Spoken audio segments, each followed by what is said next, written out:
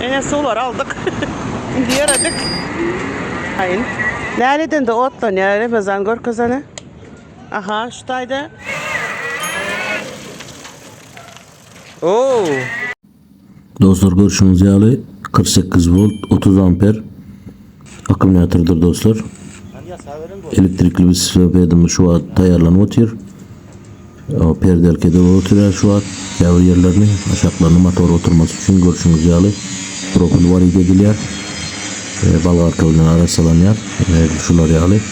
İçinden bolt geçer yağlı sistemde ödeyeceğiz ve bir ihtivarlı olur yağlı. Sistemde ödeyeceğiz dostlar. Videonun doğruluğunu görün dostlar. Hazır yük taşavım görküzörsadır. Yerimiz Levant Velayet Said Etraf dostlar.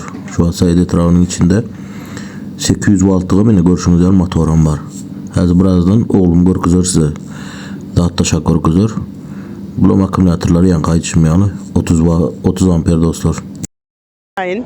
Nereden de otla nere bazan gör kazanı. Aha şuradaydı. Böyle otlan. Aa buraya çıktı. Açıldı her zaman. Ceden konuştu İşte yani. svetler yani ya.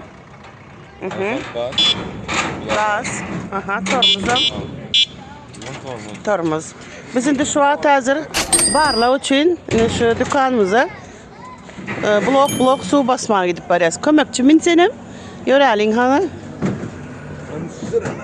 Sen birinci yöre men son yöreceğim buradan. Benim ne bu olsa piyatta. Yöre.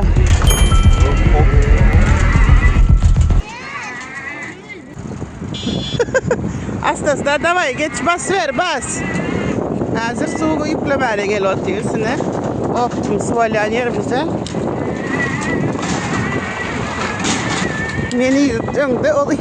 İyi meni izleyende. En parlak görüyorsan neçe blok su sığıyor.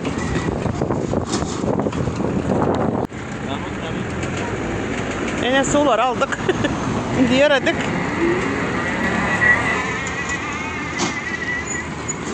Aa gitti уже.